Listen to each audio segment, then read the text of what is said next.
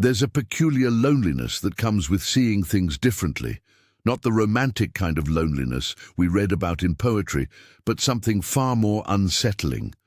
It's the loneliness of standing in a crowded room and realizing that while everyone is looking at the same thing, you're somehow seeing something entirely different. Alan Watts spent much of his life exploring this territory, the dangerous ground between conventional wisdom and direct perception.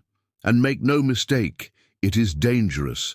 Not because there's anything inherently wrong with seeing clearly, but because clarity in a world of comfortable illusions is often unwelcome. We live in a world where we've agreed, collectively and unconsciously, to see things in a certain way.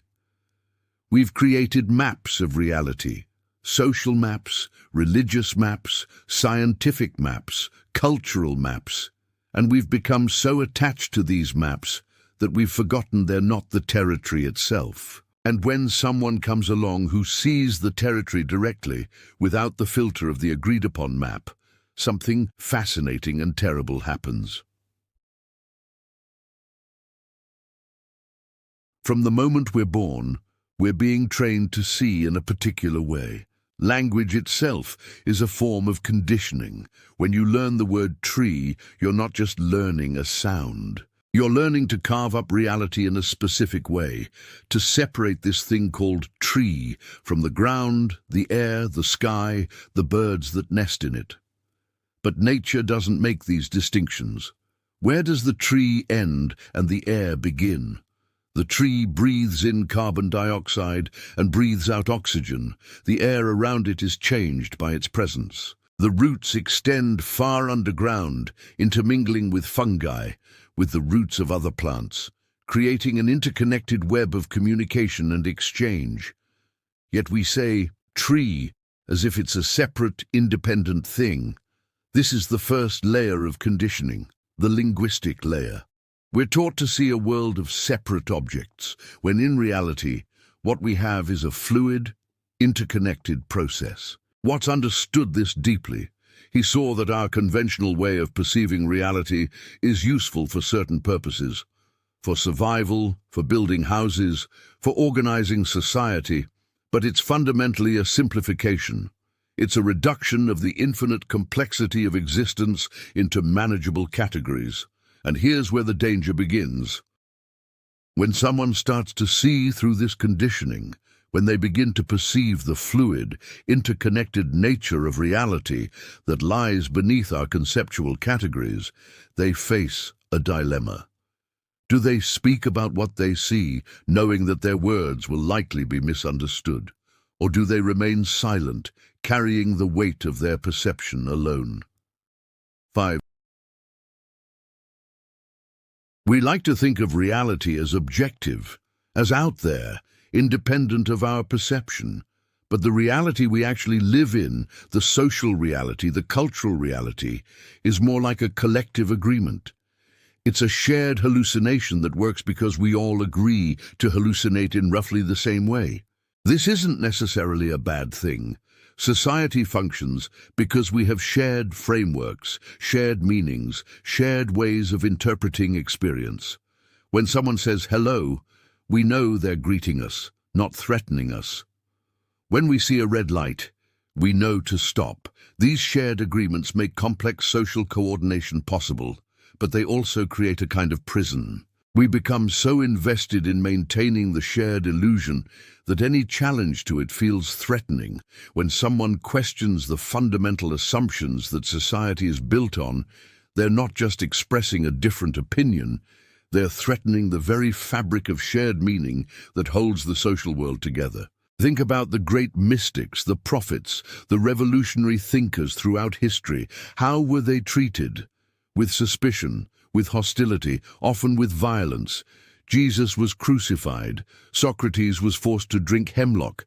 Galileo was persecuted by the church. Not because what they said was false, but because it threatened the established order, the agreed-upon way of seeing things. Watts himself was often dismissed by academics, by religious authorities, by those who had invested their identities in particular ways of understanding reality. He spoke about the nature of consciousness, the illusion of the separate self, the interconnectedness of all things, and these ideas, while drawing thousands of listeners, also alienated him from mainstream institutions. The person who sees what others don't is, in a very real sense, threatening the social contract. They're saying, what we've agreed to call reality isn't the full picture. And that's a dangerous thing to say. Like to think of reality as objective, as out there, independent of our perception. But the reality we actually live in, the social reality, the cultural reality, is more like a collective agreement. It's a shared hallucination that works because we all agree to hallucinate in roughly the same way. This isn't necessarily a bad thing. Society functions because we have shared frameworks, shared meanings, shared ways of interpreting experience. When someone says hello, we know they're greeting us, not threatening us. When we see a red light, we know to stop. These shared agreements make complex social coordination possible, but they also create a kind of prison. We become so invested in maintaining the shared illusion that any challenge to it feels threatening. When someone questions the fundamental assumptions that society is built on, they're not just expressing a different opinion, they're threatening the very fabric of shared meaning that holds the social world together. Think about the great mystics, the prophets, the revolutionary thinkers throughout history. How were they treated? With suspicion, with hostility, often with violence. Jesus was crucified. Socrates was forced to drink hemlock. Galileo was persecuted by the church. Not because what they said was false, but because it threatened the established order, the agreed-upon way of seeing things. Watts himself was often dismissed by academics, by religious authorities, by those who had invested their identities in particular ways of understanding reality. He spoke about the nature of consciousness, the illusion of the separate self, the interconnectedness of all things, and these ideas, while drawing thousands of listeners, also alienated him from mainstream institutions. The person who sees what others don't is, in a very real sense, threatening the social contract. They're saying, what we've agreed to call reality isn't the full picture, and that's a dangerous thing to say. There's a wonderful story about a fish who's swimming along with other fish. One day, an older fish swims by and says, "How's the water?" The younger fish swim on for a while, and then one turns to the other and asks, "What's water?" We're all swimming in water. We're all immersed in assumptions, cultural conditioning, unexamined beliefs, and most of the time we don't notice. We can't notice because we're so thoroughly immersed in it. But occasionally, someone notices the water. They become aware of the conditioning itself, of the assumptions that everyone else takes for granted. And once you see it, you can't unsee it. This is the burden of clarity.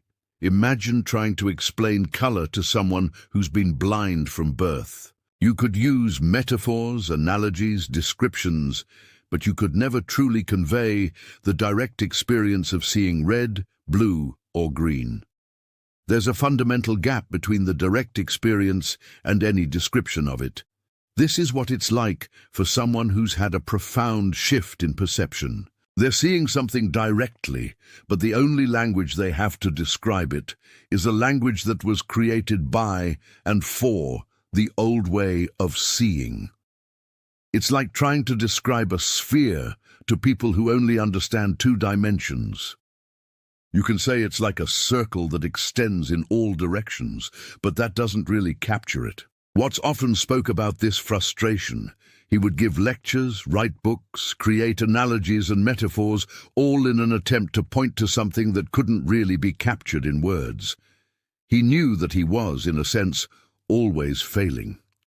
Words about water are not water.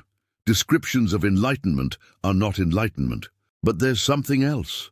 Something deeper. When you see clearly, you see not just the beauty and interconnectedness of existence, but also the suffering that comes from our confused way of seeing. You see people struggling, striving, anxious, depressed, and you see that much of this suffering is based on a fundamental misunderstanding. This creates a powerful temptation. the temptation to try to fix people, to try to wake them up, to force them to see what you see. And this is where many people who've had profound insights go wrong. There's a kind of arrogance that can develop.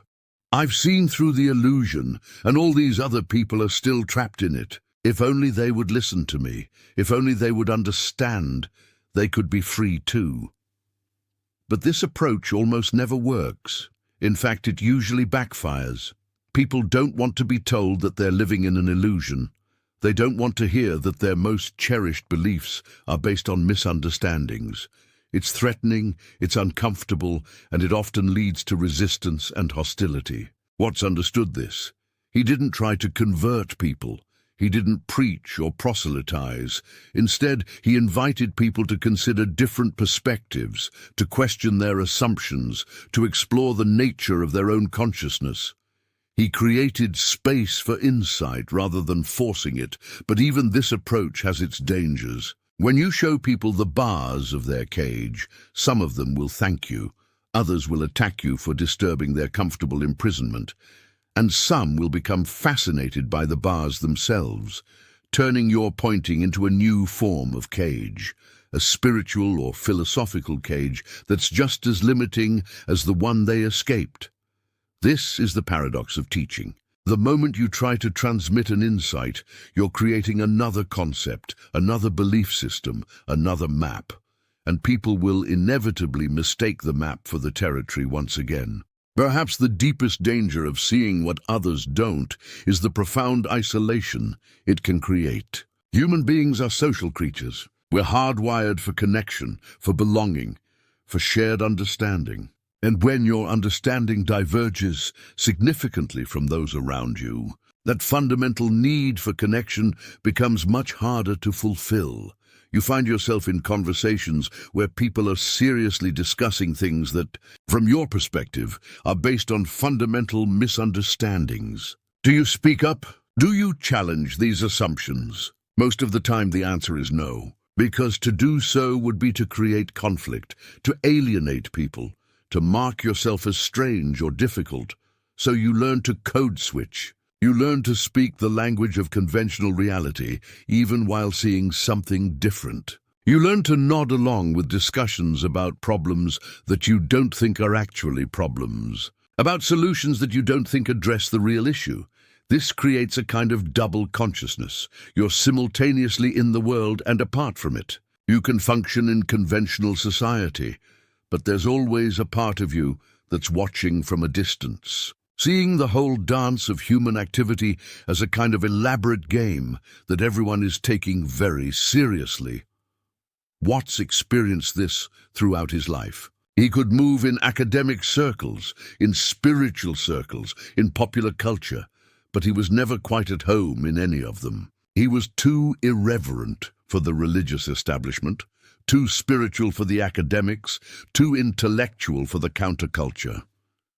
This isolation isn't necessarily negative. In fact, it can create a kind of freedom. When you're not completely identified with any particular group or ideology, you can move between different worlds, taking what's valuable from each while not being limited by any of them. But it comes at a cost. The cost of not quite belonging anywhere. The cost of carrying insights that you can rarely fully share. The cost of seeing suffering that you can't necessarily alleviate. With clarity comes responsibility. Not the responsibility to fix everyone or wake everyone up. That's the arrogant approach we discussed earlier. But a different kind of responsibility. The responsibility to live in accordance with what you see, to embody your understanding rather than just intellectualizing it. This is where many people who have profound insights fail. They see clearly, they understand deeply, but they don't actually integrate that understanding into their daily lives. They become what Watts called spiritual materialists, people who collect insights and experiences like objects, who use spirituality to reinforce their ego rather than to see through it. The real challenge is to live your understanding, to see the interconnectedness of all things and to treat others accordingly. to see through the illusion of the separate self, and to act from that spaciousness rather than from ego-driven fear and desire. This doesn't mean becoming a saint or a sage. It doesn't mean perfection. What it means is being honest about what you see and doing your best to align your actions with that vision, even when it's difficult, even when it would be easier to just go along with conventional thinking. Watts himself struggled with this. He was a brilliant speaker and writer, but he also drank heavily, went through multiple divorces, and often felt like a fraud for teaching about enlightenment while struggling with very human problems. But perhaps this too is part of the teaching. Perhaps the point isn't to become perfect, but to be fully human, to see clearly while also acknowledging our limitations, our contradictions, our ongoing struggles, to hold both the absolute perspective and the relative perspective simultaneously. Despite all the dangers, all the difficulties, there's something incredibly valuable about seeing what others don't. Progress, innovation, creativity, deep wisdom. All of these come from people who are willing to question the conventional view, to see things differently. Every scientific breakthrough began with someone questioning the accepted understanding. Every social movement began with someone seeing that the way things are is not the way they have to be. Every work of art that moves us does so because the artist saw something we didn't and found a way to show it to us.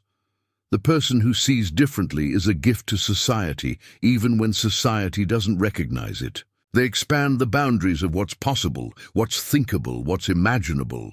They remind us that our current way of seeing is not the only way, not the final way. Watts was this kind of gift. He introduced Eastern philosophy to Western audiences at a time when it was largely unknown. He challenged the religious dogmatism of his era. He questioned the materialistic assumptions of modern science. He pointed to the direct experience of consciousness as more fundamental than any theory about consciousness. Not everyone appreciated this gift. Many dismissed him as a popularizer, as superficial, as not a real scholar or mystic. But thousands of people found in his work an invitation to see differently, to question their assumptions, to explore the nature of their own being. And this is ultimately what someone who sees differently can offer, not answers, not solutions, not a new belief system to replace the old one, but an invitation to look more closely, to question more deeply, to see for yourself, rather than taking anyone else's word for it. The deepest wisdom is being able to hold paradox, to see clearly, while also acknowledging that every way of seeing is partial, limited, conditioned, to understand profoundly while also recognizing the limits of understanding. Watts often spoke about the Taoist concept of Wu Wei, action without action, doing without doing. This isn't passivity. It's a kind of engagement with life that doesn't force, doesn't impose, doesn't try to control. It's allowing things to be as they are while also participating fully in the dance of existence. This is perhaps the ultimate way to live, with the danger of seeing what others don't, not by trying to make everyone see what you see, not by withdrawing into isolation, but by participating fully in life while holding your insights lightly. You see the game, but you play it anyway. You see the illusion, but you engage with it. You see the suffering caused by confusion, but you don't try to force clarity on anyone. Instead, you offer your presence, your understanding, your compassion, and you let others find their own way. This requires a kind of humor, the ability to laugh at the cosmic joke, to see the absurdity of existence without becoming cynical about it. Watts had this quality. His lectures were often funny, playful, even when discussing profound topics. He could talk about the nature of God and the universe while also making you laugh. This humor is important. It prevents your insights from becoming heavy, burdensome, or self-serious. It allows you to hold your understanding lightly enough that it doesn't become another form of ego, another way of feeling superior to others. The danger of seeing what others don't is real. It can lead to isolation, to frustration, to the burden of carrying insights you can't fully share. It can make you question your own sanity, make you wonder if you're the one who's confused while everyone else sees clearly. But it's also a profound gift. The ability to see beyond conditioning, beyond convention, beyond the agreed-upon map of reality. This is what moves humanity forward, what deepens our understanding, what opens up new possibilities. The key is to hold your vision with both conviction and humility. To trust what you see while also acknowledging that every perspective, including yours, is limited. To share your insights when appropriate while also respecting that others are on their own journey, in their own time, and perhaps most importantly, to remember what Alan Watts understood so well. The menu is not the meal. The map is not the territory, and words about enlightenment are not enlightenment itself. Whatever you see, however clearly you see it, the seeing is always alive, always fresh, always beyond any description. The danger isn't in seeing differently. The danger is in forgetting that seeing is just seeing, that understanding is just understanding, and that the mystery at the heart of existence remains untouched by all our insights, all our words, all our attempts to capture it. So see clearly, speak truthfully, but hold it all lightly. This is the dance. This is the way. This is, perhaps, what Watts was pointing to all along.